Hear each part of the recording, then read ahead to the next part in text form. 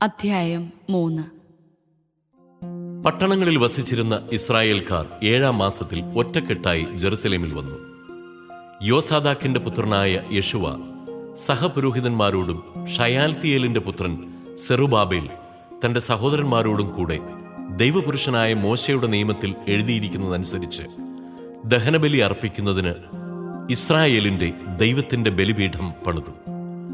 ദേശവാസികളെ ഭയന്ന് അവർ ബലിപീഠം പൂർവസ്ഥാനത്ത് സ്ഥാപിച്ചു. അതിന്മേൽ അവർ കർത്താവിന് പ്രഭാതത്തിലും പ്രദോഷത്തിലും ദഹനബലി അർപ്പിച്ചു. അവർ കൂടാരത്തിരുന്നാൾ യഥാവിധി ആചരിച്ചു. അനുദിന ദഹനബലി ഓരോ ദിവസത്തേക്കുമുള്ള ചട്ടമനുസരിച്ച് അർപ്പിച്ചു.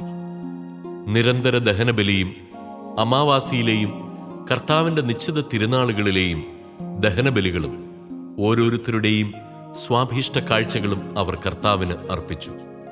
7-ാം മാസം 1-ാം ദിവസം മുതൽ അവർ കർത്താവിന് ദഹനബലി അർപ്പിക്കാൻ തുടങ്ങി. എന്നാൽ കർത്താവിന്റെ ആലയത്തിന് അടിസ്ഥാനമിട്ടിരുന്നില്ല. പേർഷ്യ രാജാവായ സൈറസിന്റെ അനുവാദത്തോടെ അവർ കൽപ്പണിക്കാർക്കും മരപ്പണിക്കാർക്കും പണവും ലബനോനിൽ നിന്ന് ജോപ്പായിലേക്ക് കടൽമാർഗം ദേവദാരു കൊണ്ടുവരാൻ സിദോന്യർക്കും ടൈർ നിവാസികൾക്കും ഭക്ഷണപാനീയങ്ങളും എണ്ണയും നൽകി. അവർ ജെറുസലേമിൽ ദേവാലയത്തിലേക്ക് വന്നതിന്റെ 2-ാം വർഷം 2-ാം മാസം ഷയാൽത്തിയേലിന്റെ മകൻ സെറുബാബേലും യോസാദാക്കിന്റെ മകൻ യെശുവയും കൂടെ തങ്ങളുടെ മറ്റ് സഹോദരന്മാർ, പുരോഹിതന്മാർ, ലേവ്യർ, പ്രവാസത്തിൽ നിന്ന് ജെറുസലേമിൽ വന്നവർ എന്നിവരോടൊപ്പം പണി ആരംഭിച്ചു. കർത്താവിന്റെ ആലയം നിർമ്മിക്കുന്നതിന്റെ മേൽനോട്ടം വഹിക്കാൻ 20-ഉം അതിനുമേലും പ്രായമുള്ള ലേവ്യരെ നിയോഗിച്ചു.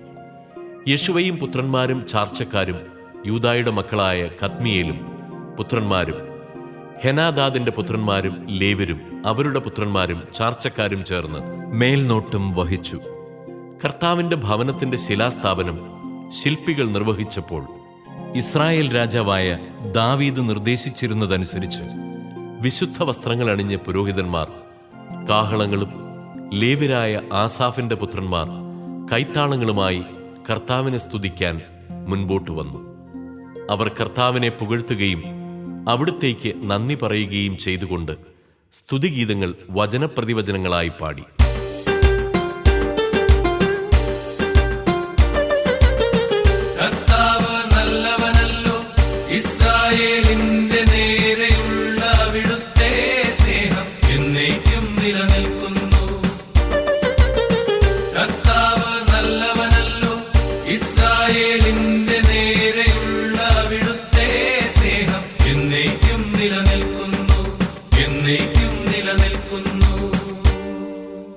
കർത്താവിന്റെ ആലയത്തിന്റെ അടിസ്ഥാനമിട്ടതിനാൽ അവർ ആർപ്പുവിളികളോടെ കർത്താവിനെ സ്തുതിച്ചു.